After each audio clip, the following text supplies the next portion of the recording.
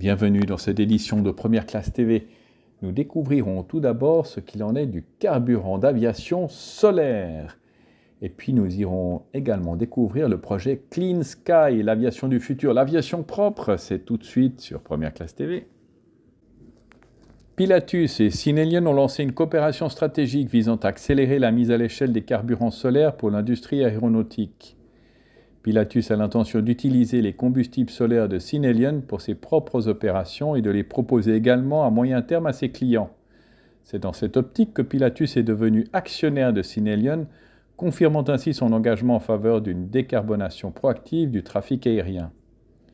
Synelion a été créé en 2016 en tant que spin-off de l'École polytechnique fédérale de Zurich. L'entreprise vise à remplacer les combustibles fossiles par des combustibles solaires renouvelables, contribuant ainsi à décarboner l'industrie du voyage. Les avions Pilatus sont déjà certifiés pour utiliser du carburant d'aviation durable, qui est actuellement produit principalement à partir de biomasse ou de déchets.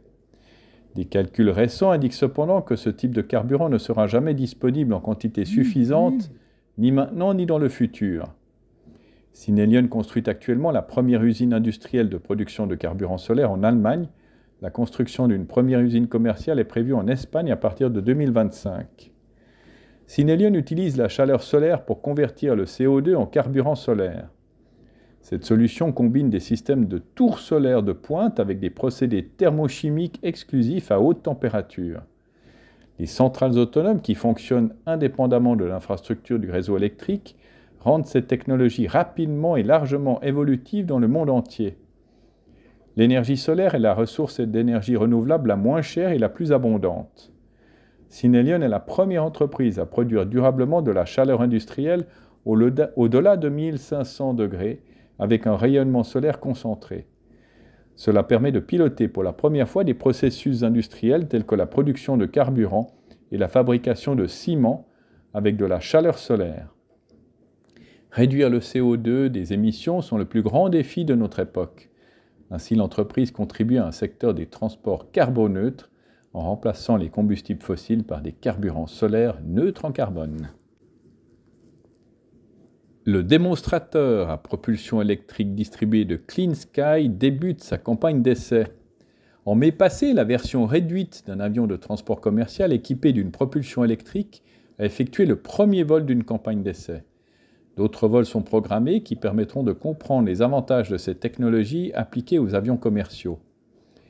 L'avion est doté de 6 hélices électriques réparties sur le bord d'attaque de l'aile. Le démonstrateur de taille réduite dispose d'une envergure de 4 mètres, d'une masse au décollage de 170 kg et d'une vitesse de croisière de 200 km/h. Le premier vol a duré 10 minutes. Les vols suivants viseront à qualifier l'avion pour des vols de mesure au cours desquels des manœuvres dynamiques seront exécutées.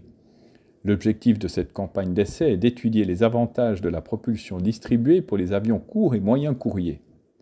L'objectif du programme est d'étudier la réduction de la consommation de carburant d'un avion grandeur nature en combinant une réduction de la vitesse de croisière associée à l'amélioration du rendement propulsif par l'utilisation de la propulsion électrique distribuée et qui pourrait atteindre jusqu'à 20%. C'est ainsi que se termine cette édition de Première Classe TV. N'oubliez pas de cliquer sur j'aime, de vous abonner, de partager ces vidéos. Nous nous retrouvons pas la semaine prochaine car c'est la pause estivale. Et donc, je vous donne rendez-vous d'ici fin août pour de nouvelles aventures aériennes. Et d'ici là, bon vol à tous cet été.